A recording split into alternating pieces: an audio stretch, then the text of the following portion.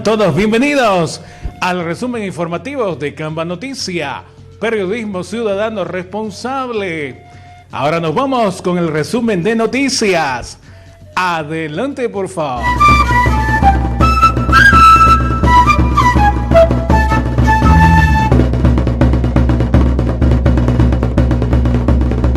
Vamos a decir en primer caso que el 2020 la economía del país tuvo una caída tan fuerte que solamente se podría equiparar a otra caída que se dio hace 67 años.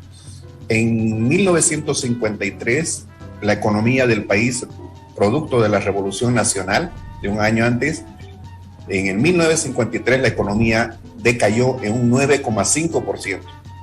Desde ese entonces hasta ahora, la segunda mayor caída que hubo fue con la UDP, cuando la hiperinflación, el PIB en ese entonces, en el año 83 y 84, cayó cerca del 4%.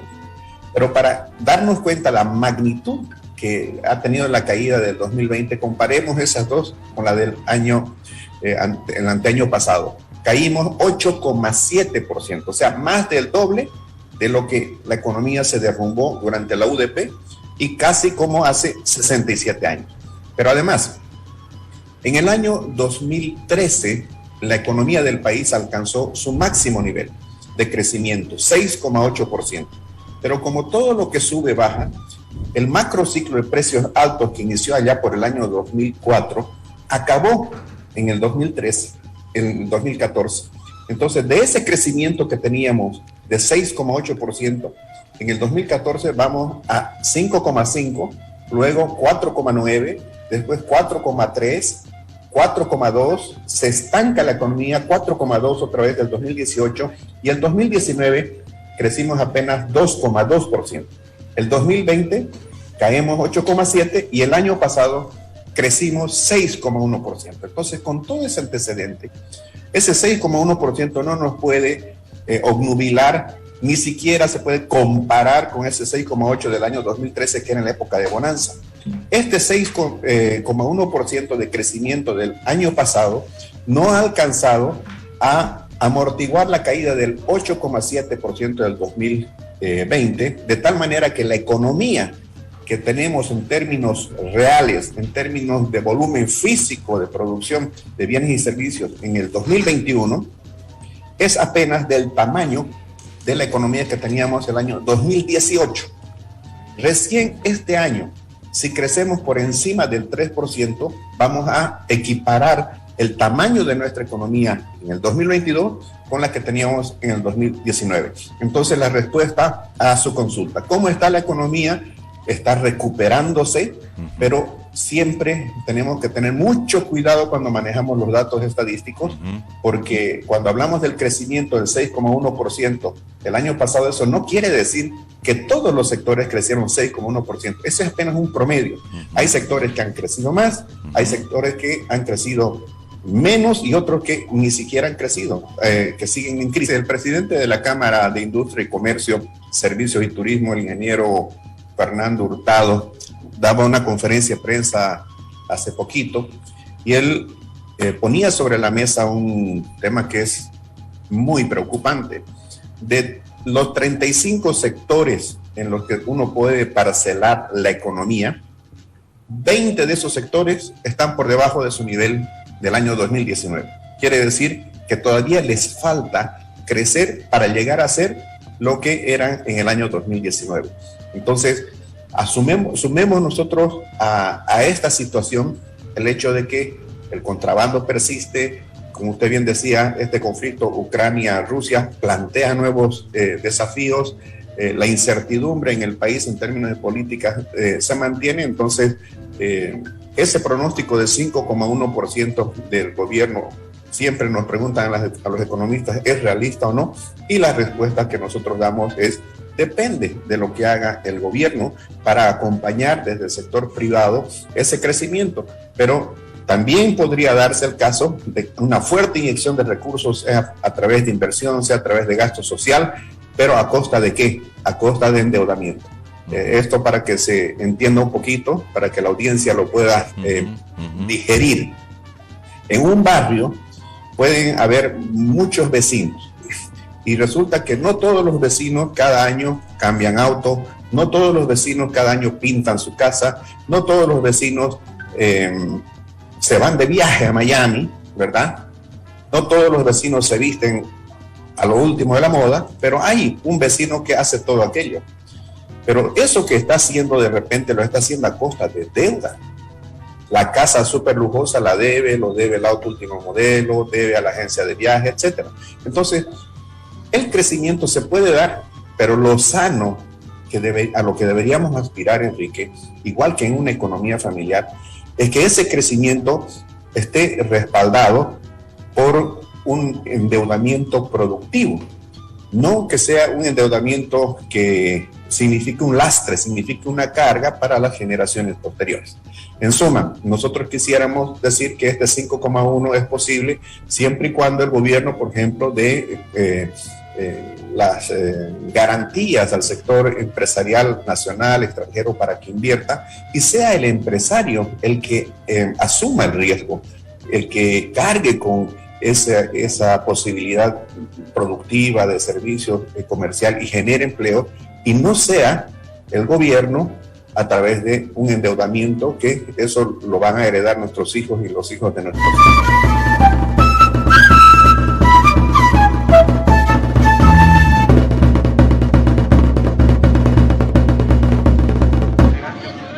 Sí, hermano. ¿Qué pasó, amigo? No, estaba llevándole a la señora.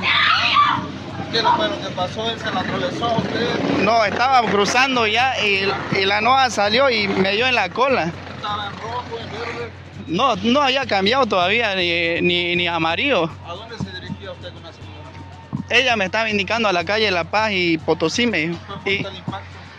Ni tan fuerte porque la moto puede fijar si está chalinga. ¿No le ha pasado nada? No, ¿Solo a la señora? solo la señora que cayó mal, creo, y eso fue pues, la cabeza. Y alumbró verde, ¿ya? Y yo venía de venida y arrancó el de adelante que era verde y pasó. Y yo venía también atrásito de otro, pasó el primero y el segundo ya, y el motista se metió en medio de los dos. Así fue ya. ¿Los pasajeros Así. eran testigos? ¿Dónde se llama? Yapacaní me diría yo. Sí. Yo prendí el de adelante, yo prendí, pero el de la moto se metió nomás. ¿Usted estaba pidiendo velocidad? No, despacio nomás, porque aquí este trecho es peligroso. Así que despacio nomás yo venía nomás. Bueno, así que alumbra en verde, el motista se metió en verde. Sí, venía con fuerza, venía el de la moto. Yo frené un poco y con la puntinga nomás, pero ya estaba en verde. Los pasajeros, los testigos, tus Ahí pasajeros. están los testigos. El chofer no tiene la culpa, son el motista que se metió en verde, se metió. Y venía con... Aquí está. No tiene la culpa. Estamos veniendo nosotros de Santa Cruz, estábamos en verde, el moto se entró, se metió, pues. Ahí no, con la punta de la cola nomás el moto agarró. ¿Pudieron ver el impacto? Sí, estábamos vistos, pues. Estaba en verde pasando, el moto se entró, pues. Sí. Colisión de motocicleta y lesionado seguido de muerte. En circunstancias en que el señor Rómulo Pasabare Rocha, de 65 años de edad, se encontraba conduciendo un minibús marca Toyota color blanco de servicio público del sindicato 10 de febrero, llega a impactar con una motocicleta que era conducida por el señor Max Milton Barrientos Fernández, de 25 años de edad. Y de este hecho fallece la señora Paulina Porcel Choque, de 59 años de edad, quien se encontraba en calidad de pasajera en la motocicleta. ¿Qué va a pasar con todos los conductores? Bueno, en este caso se ha hecho la alcoholemia a los dos conductores, dando sobrio para los mismos. Sin embargo, se encuentran aprehendidos los conductores de los vehículos y serán puestos a disposición del Ministerio Público. Hasta que no se determinen las circunstancias en que se ha suscitado el hecho, nosotros pasamos a conocimiento del Ministerio Público a ambos conductores. El hecho está en investigación, se está tomando las entrevistas correspondientes a las personas que se encontraban en el lugar, se ha llegado al lugar también, se ha hecho la recolección de evidencias, fotografías, y se está tomando las entrevistas. Entonces vamos a determinar a cada quien la responsabilidad de cada uno. ¿Ambos cuentan con su licencia de conducir? Sí, ambos cuentan con licencia de conducir, ¿no? También tienen el SOAT, ambos vehículos cuentan con el SOAT correspondiente.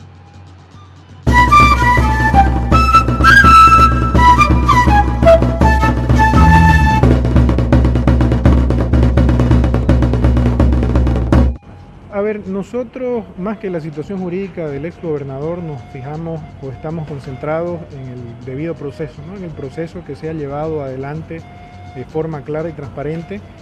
Y lo que hemos podido ver ayer son dos situaciones puntuales. La primera, que el juez ha determinado, en base a las pruebas presentadas por nuestra parte y por el Ministerio Público, que el hecho de corrupción existió, ¿no? Ese es el primer elemento desde lo jurídico, ¿no? Porque no se puede iniciar o continuar un proceso si un juez determina que el hecho no existió. Lo primero, el hecho existió, el hecho de corrupción existió. Lo segundo es la probabilidad de autoría. En el caso de los 3 imputados de ayer, del señor Costas, el señor Aguilera y el señor Saavedra, el juez ha determinado probabilidad de autoría en determinados delitos, ¿no? Conducta antieconómica y otros delitos específicos que, de acuerdo a lo que ha determinado el juez, le corresponden a estas 3 personas. Nosotros hemos apelado parte de la resolución en lo que tiene que ver con el tipo penal de incumplimiento de deberes, porque el juez ha determinado que no existe probabilidad de autoría de incumplimiento de deberes en el caso de estas 3 personas, pero nosotros hemos apelado a esta situación porque consideramos que sí, en el caso del ex gobernador Rubén Costa, existe la probabilidad de incumplimiento de deberes. Y la otra parte que hemos apelado es el tema de la fianza, porque consideramos que 10.000 bolivianos es un monto bajo para la magnitud del proceso del que estamos hablando. En el caso de la gobernación en sí, ¿el objetivo es recuperar ese dinero? ¿Cuál es el objetivo? Claro, el objetivo de la gobernación era primero determinar si existió el hecho, que ya lo hemos logrado. Se determinó a través del juez que el hecho existe, que el hecho de corrupción, el hecho de utilizar recursos públicos para beneficio de una campaña política sí existió. Entonces el primer objetivo ya está logrado, y el segundo objetivo es determinar quiénes fueron los responsables de esta situación, que todavía no se ha logrado porque eso se va a determinar una vez concluya el proceso. Y finalmente el tercer objetivo que tenemos es que se pueda recuperar ese dinero, que el juez ha determinado, en base a las pruebas presentadas por nuestra parte y por el Ministerio Público, que el hecho de corrupción existió, ¿no? Ese es el primer elemento desde lo jurídico, ¿no? Porque no se puede iniciar o continuar un proceso si un juez determina que el hecho no existió. Lo primero, el hecho existió, el hecho de corrupción existió. Lo segundo es la probabilidad de autoría. En el caso de los 3 imputados de ayer, del señor Costas, el señor Aguilera y el señor Saavedra, el juez ha determinado probabilidad de autoría en determinados delitos, ¿no? Conducta antieconómica y otros delitos específicos que, de acuerdo a lo que ha determinado el juez, le corresponden a estas 3 personas. En Autorepuestos Asia contamos con una amplia gama de repuestos japoneses, coreanos y chinos al alcance de todo bolsillo. Avenida Roque Aguilera, tercer anillo interno, de ida al Alto San Pedro, a 2 cuadras de la Cancha Royal, y Avenida Grigotá, entre segundo y tercer anillo, frente a Fácil. Cotizaciones: WhatsApp 620-011-03 y 620-011-04. Autorepuestos Asia, expertos en motores y suspensión.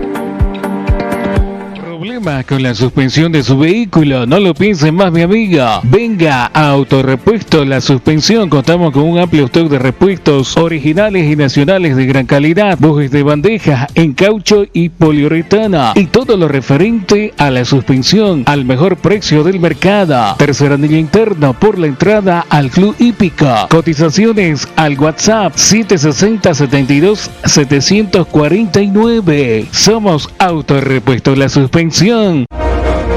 Autorepuestos Jorgito, los máximos repuestos japoneses, coreanos y taiwaneses. Tenemos a la venta pistones Toto, ART, cojinetes Taiyo, camisas Izumi, amortiguadores Kayama, Tokiko y Trify. Tercer anillo interno, Avenida Roque Aguilera 271, diagonal Cancha Royal. Atendido personalmente por su propietario, el Cumpa Jorge Arteaga. Cotizaciones y pedidos: WhatsApp 750-22-840. Somos Autorepuestos Jorgito, lo máximo en repuestos japoneses, coreanos y taiwaneses. Ahora nos vamos con nuestro bloque de noticias internacionales. Aquí en Canva Noticias, periodismo ciudadano responsable. Disfrútenla. Muy buenos días, queridos amigos de Bles.com. Estas son nuestras noticias de hoy. Pero antes, no olviden suscribirse a nuestro canal. El Departamento de Seguridad Nacional de Estados Unidos está creando un directorio de desinformación. El secretario de Seguridad Nacional, Alejandro Mayorkas, anunció el miércoles que su ministerio creará una nueva área para combatir las supuestas fake news en las redes sociales. Se trata del directorio de desinformación. Según lo que dijo Mayorkas, esta nueva área se encargará de contrarrestar la desinformación. Asimismo, señaló que el objetivo sería detener la difusión de la desinformación en las comunidades minoritarias, incluida la desinformación electoral, de cara a las elecciones de mitad de mandato de 2022. Para el cargo de directora de desinformación, Mayorkas aseguró que se designaría a Nina Jankowicz, una activista de la izquierda radical. Jankowicz tiene uno de los peores historiales para este cargo. En tweets viejos, que ahora están saliendo a la luz, se descubrió que la gran mayoría de las noticias que identificó como falsas resultaron ser verdaderas. El caso más paradigmático es el de la laptop de Hunter Biden. En octubre de 2020, la funcionaria dijo que 50 oficiales de seguridad nacional y 5 ex agentes de la CIA aseguraron que la laptop no existía y que era una operación mediática de Rusia. Finalmente, tildó la noticia como falsa. Un año después, el FBI y los grandes medios admitieron que la laptop existe y que contiene correos electrónicos que revelan un esquema de corrupción, desvío de fondos y tráfico de influencias a cargo de Hunter Biden. En 2020, Jankowicz testificó ante el Comité Selecto de Inteligencia de la Cámara de Representantes sobre los peligros de la desinformación en Internet. En ese momento dijo que la desinformación representaba una amenaza para la democracia y criticó al gobierno y a las redes sociales por no hacer nada al respecto. Además, recomendó que el Congreso empiece a gastar más dinero de los contribuyentes para financiar a los medios de comunicación y trabajar en un esfuerzo global para combatir la desinformación. También alabó los esfuerzos de Twitter por censurar a los usuarios durante las elecciones de 2020 e instó al resto de las Big Tech a seguir su ejemplo. Recientemente, Jankowicz criticó a Elon Musk y dijo que le asustaba pensar que un absolutista de la libertad de expresión tomara el control de más plataformas.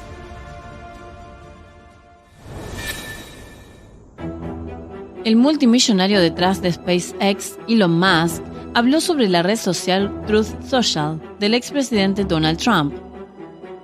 Miércoles, Elon Musk dijo que la red social del presidente Donald Trump existe únicamente como respuesta a la censura de Twitter antes de que él comprara la compañía. La noche anterior, Musk tuiteó una captura de pantalla del ranking de aplicaciones más populares en la App Store, donde Truth Social lideraba la lista por encima de Twitter y TikTok. En respuesta a ese tweet, Musk bromeó diciendo que había que renombrar a la plataforma en honor a su creador y llamarla Trumpet, que significa trompeta en inglés. Truth Social fue una iniciativa del expresidente Trump para luchar contra las Big Tech y la censura selectiva a las voces conservadoras. La red social se anunció en octubre de 2021 y fue lanzada el 22 de febrero de 2022. A Trump se le ocurrió la idea luego de que las plataformas de redes sociales lo bloquearan permanentemente en enero del año pasado. Twitter también vetó a algunos funcionarios de la administración Trump, incluido el ex asesor comercial Peter Navarro. Luego de la compra de Twitter por parte de Elon Musk, Truth Social fue la app más descargada de la semana en Estados Unidos. Pese a las especulaciones de que Trump podría volver a Twitter bajo el mandato de Musk, el expresidente republicano descartó esa posibilidad en Fox News. Trump aún no ha comenzado a usar su propia red social, pero le dijo a Fox que planea comenzar a publicar en Truth durante la próxima semana. El expresidente además dijo que había millones de personas registrándose en la plataforma y que la respuesta en Truth es mucho mejor que estar en Twitter. Por su parte, el CEO de Truth, Devin Nunes, dijo recientemente que se completó la prueba beta de la plataforma y que más usuarios podrán utilizar la red social en los próximos días. Sin embargo, la plataforma solo está disponible para las personas que usan iPhone y que la descargan en la tienda de aplicaciones de Apple. En cuanto a los usuarios que usan el sistema Android, según el sitio web de Truth, la aplicación para la tienda de Google va a llegar pronto. Una vez más, Putin mandó un mensaje contundente. El presidente ruso advirtió que Moscú dará una respuesta relámpago si las potencias occidentales buscan intervenir en Ucrania. Las declaraciones de Putin se dieron el miércoles en una reunión con los miembros del Consejo Legislativo del Parlamento ruso. Aunque no dio más detalles, el líder ruso dijo que el ejército no dudaría en utilizar el armamento más avanzado de Rusia. Un día antes de la advertencia de Putin a los legisladores, Londres y el Kremlin intercambiaron amenazas. El ministro de las Fuerzas Armadas del Reino Unido dijo en una entrevista el martes que está bien que Ucrania ataque el territorio ruso, y agregó que tales ataques serían considerados por el Reino Unido como algo completamente legítimo. Estas fuertes declaraciones elevaron las tensiones de Rusia con los países miembros de la OTAN. Recientemente, Moscú afirmó que está en guerra con la alianza. El canciller ruso Sergei Lavrov dijo que las continuas entregas de suministros y armamentos a Ucrania significan que la OTAN se ha posicionado en guerra con Rusia. Además, acusó a la organización de, cito textual, echar aceite al fuego. Lavrov sostuvo que las armas suministradas por los países occidentales serán un objetivo legítimo y contó que las fuerzas rusas ya han atacado depósitos de armas en el oeste de Ucrania. La guerra significa guerra, dijo Lavrov. Dentro de Ucrania, el gobierno de Kiev informó el miércoles que las tropas rusas habían logrado avances en varias aldeas. Rusia, por su parte, informó una serie de explosiones en su lado de la frontera y un incendio en un depósito de armas. El fiscal general de Ucrania dijo que las fuerzas rusas habían usado gases lacrimógenos y granadas para dispersar una manifestación a favor de Ucrania en la ciudad sureña de Kherson. A pesar del colapso de los lazos entre Rusia y Occidente, Moscú y Washington llevaron a cabo un intercambio de prisioneros. Estados Unidos liberó a un piloto ruso que estuvo encarcelado por tráfico de drogas. Y Rusia liberó al ex marín estadounidense Trevor Reed, acusado de pelear con la policía de Moscú. Después de perder sus títulos militares en el Reino Unido, el príncipe Andrés sufrió otro fuerte golpe. El hijo de la reina Isabel perdió esta vez el título honorario de Libertad de la ciudad de York. La decisión se tomó después de un voto unánime del Consejo de la ciudad. El duque de York tenía el título desde 1987. Además, se le pidió que deje de usar ese mismo título, el de duque de York. Andrés es la primera persona a la que se le quita este tipo de título. Este se remonta a 1272, cuando los freemen, hombres libres, se encargaban de controlar el comercio y gestionar los derechos de pastura. En la actualidad, tiene un valor honorífico. En un comunicado, el Consejo dijo que al ser despojado de sus títulos militares y patronatos reales por la reina, consideran que es mejor eliminar toda conexión del príncipe Andrés con la ciudad. Sin embargo, Andrés seguirá siendo duque, ya que según los reportes, solo podría dejar de serlo si el Parlamento lo aprueba. Algunos residentes de York le dijeron a AFP que la vinculación del príncipe Andrés con la ciudad era una vergüenza. Otros, como Gwen Swinburne, incluso pidieron que se le retirara el título de duque de York. Recordemos que el príncipe fue acusado de abuso por Virginia R., un caso del que te hemos contado en otros videos de nuestro canal. A pesar del escándalo que puso a la familia real en el foco y las contundentes pruebas contra el príncipe Andrés, el caso no llegó a la corte. El hijo de la reina Isabel prefirió pagar una gran cantidad de dinero y llegar a un acuerdo extrajudicial. Según la prensa británica, el acuerdo confidencial con la denunciante se concretó con una indemnización de unos $16 millones.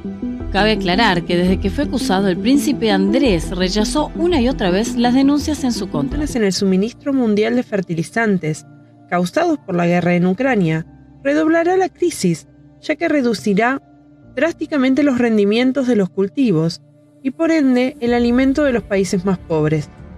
por llamarlo de alguna manera, ¿qué lectura le puede hacer sobre el vaticinio? La aparición de Shah hablando sobre esto en la agencia Bloomberg no es casual y está ligada a un interés mayor.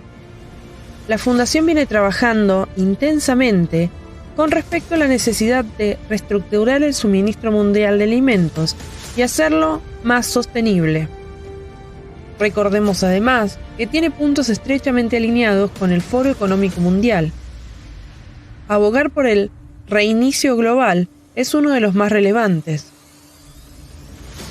El propio Klaus Schwab, fundador del Foro Económico Mundial, dijo a principios de 2020 que la aparición del virus representaba, cito, una ventana de oportunidad rara, pero estrecha, para reflexionar, reimaginar y restablecer nuestro mundo, para crear un futuro más saludable, más equitativo y más próspero.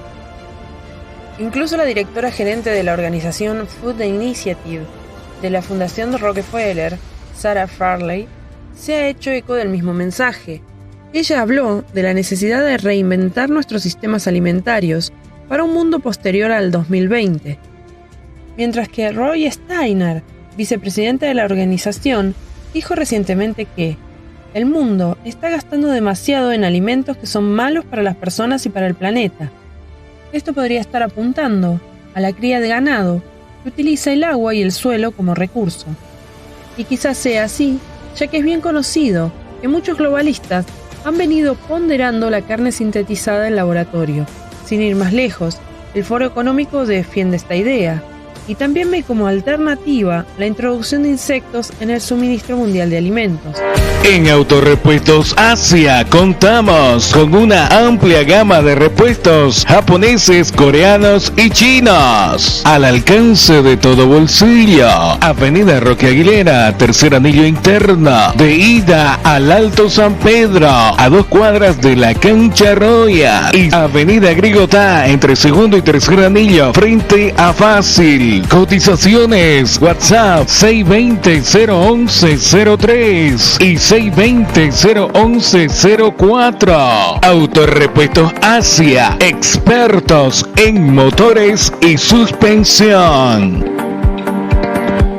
¿Problema con la suspensión de su vehículo? No lo piense más, mi amiga. Venga a Autorepuesto La Suspensión. Contamos con un amplio stock de repuestos originales y nacionales de gran calidad, bujes de bandeja en caucho y poliuretana, y todo lo referente a la suspensión al mejor precio del mercado. Tercer anillo interno por la entrada al Club Hípico. Cotizaciones al WhatsApp 760-72-749. Somos Autorepuesto La Suspensión. Autorepuestos Jorgito, los máximos repuestos japoneses, coreanos y taiwaneses. Tenemos a la venta pistones Toto, ART, cojinetes Taiyo, camisas Izumi, amortiguadores Kayaba, Tokiko y Trify. Tercer anillo interno, Avenida Roque Aguilera 271, diagonal Cancha Royal. Atendido personalmente por su propietario, el Cumpa Jorge Arteaga. Cotizaciones y pedidos, WhatsApp 750-22-840. Somos Autorepuestos Jorgito, lo máximo en repuestos japoneses, coreanos y taiwaneses. Muchas gracias por su sintonía, muchas gracias por darle me gusta, muchas gracias por suscribirse a nuestros canales digitales de YouTube, Facebook y Telegram. Nos despedimos, hasta la próxima. Chao, chao.